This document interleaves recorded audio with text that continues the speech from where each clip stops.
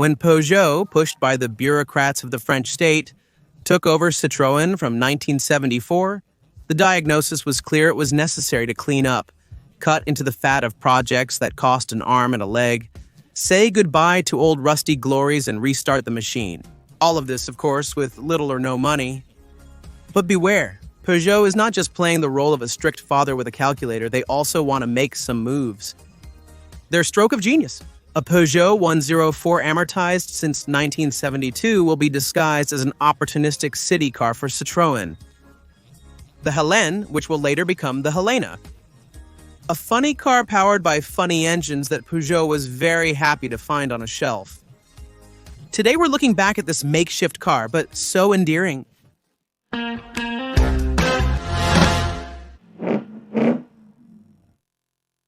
The recipe for Peugeot is simple.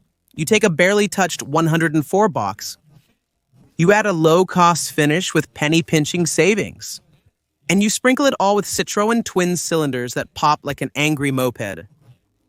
The result, La Hélène, a small car that weaves through the urban jungle and allows Citroën to hold the fort in the entry-level range, while waiting for the legendary two horses, this indestructible icon, to finally pass the baton to the AX, the real novelty that won't come out for another 10 years. In 1976, Peugeot wraps up the deal and signs the total buyout of Citroën. The bosses of the Franche-Comté firm, sly as foxes, played the game smoothly. A gradual increase in Citroën's capital and a boost from Michelin, who were delighted to unload this burden of Citroën, weighed down by years of costly management under Pierre Bercot. Officially, the takeover dates back to 1976.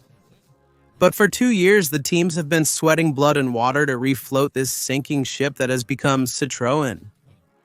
The historic Chevelle factory in Paris, birthplace of the brand, closes down. It closes its doors, giving way to the gleaming modernity of Aulnay-sous-Bois, where the CX, this futuristic limousine, begins to show the tip of its hood. Goodbye to the DS flagship, which takes its bow in 1975, and farewell to the SM, this capricious diva whose last models are tinkered with at Ligier in Allier.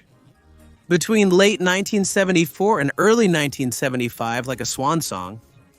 And that's not all. Peugeot continues the big cleanup at Citroën, and also throws out the stake in Maserati to the Italian state, which quickly passes this hot potato to Alejandro de Tomaso. In the process, he stops the hemorrhage of the rotary engine. This financial abyss that had to be run through Comotor, a company that belonged to Citroën and NSU. And finally, goodbye to the GS Baroder, which didn't even seduce 1,000 eccentrics, ready to bet on this mechanical eccentricity. The ongoing projects are undergoing thorough overhauls. Project Y, supposed to produce a small Citroën, becomes Project VD, which will become the Visa, a 104 four-door with chevron disguise. In summary, in 1976, the Citroën range is simple. At the bottom, we have the two horses, then the Diane, a kind of 2CV for going out on Sunday, the GS and the CX. Let's be honest, compared to the competition, this range doesn't look like anything. But be careful, there's no question of shooting down the two horses, which will continue to find takers until the end of the 80s. Despite everything, we need fresh blood in the entry-level range, and quickly, without sinking the brand, which is starting to get its head above water thanks to the CX. So, Peugeot draws the Helene, a quick, cheap project that sticks to the market. Unlike the Visa, which will come out in 1978, which plays the ambitious with its very Citroën look, even if it will quickly need to be retouched, the LN, it's a pure clone. A Citroën 104 slightly upgraded, equipped with a Citroën engine. The idea is to seduce the Citronists who are tired of the two horses, these urbanites, often women who want a car that's more urban and classy than the two horses, or the Diane. The front lights of the LN are indeed borrowed from the Diane, and we find the inimitable noise of the two-cylinder of the Deux Virgule. 6 horses, a 602 RDM 3 of 32 horses. Positioned under the Cent 4Z in price, the LN relies on a tight budget and reduced investments, to the bare bones. Despite her clever plan, she's struggling. 5,275 units in 76, then 65,118 in 77. still far from public service announcements' dreams of grandeur, which must revise its copy. In 1978, Helena arrives. Far from being a revolution, it still offers a slightly more flashy look and a twin-cylinder inflated to 652 cm, 652 and 36 horses. Enough to pass a trotting donkey, but not by much.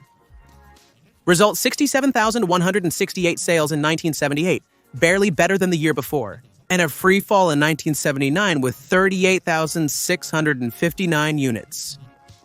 In fact, according to Citroën's internal documents of the time, the A added to the Vavet behind Hélène meant athletic. Public service announcement currently has other priorities to focus on. The acquisition of Chrysler Europe in 1978, the transition from Simca to Talbot in 1979, and the oil crisis that reared its head the same year. Elena can fend for herself in this mess. In 1980, sales plummeted to 30,000 units. But public service announcement finally got moving in 1981. We removed the asthmatic twin-cylinder, make way for a four-cylinder X of 1,124 cubic centimeters and 50 horses. Already seen on the 104, the Renault 14, and the Visa, a 952 CM3 version will even see the day in Italy in 1985-85, limited to 300 units for tax reasons, a rarity for fetishist collectors. With the special series Cinnamon, the Elena stops the hemorrhage, but it does not shine for all that. Sales: 35,219 in 1981, 34,565 in 1982, and 35,940 in 1983. A metronome stability, but nothing to brag about. The Axle arrives in 1984 to further confuse the offer, while Helena awaits the AX like a castaway watching for a boat. Let's have fun summarizing the Citroën range in 1983. The two horses, the Diane, who is in her last weeks, the Helena, the Axle, the Visa, the GSA, the BX, which will completely save the brand on its own, and the CX. On the utility side, we find the Acadian, the C15, which is starting to arrive, the Mayari, and the C25. In short, on the passenger car side, there is no logic. That said, in total, 345,694 LN and LNA come out of the factories in Mulhouse and Madrid. In 10 years, a modest but profitable score. They suffered from internal competition. 104 Visa Samba, 205 Axle, not to mention the irremovable 2CV and Diane, and a glaring lack of sex appeal. But no matter, they did the job, holding the city car niche while waiting for the AX, while bringing in cash to public service announcement during a very turbulent period. A practical operation without fuss or desire to transform the car industry. And sometimes in the industry, it's just about seizing an opportunity, and that Peugeot did brilliantly. And you, do you have any memories in LN or LNA? Tell me that in the comments, and don't forget to subscribe so you don't miss all our new videos.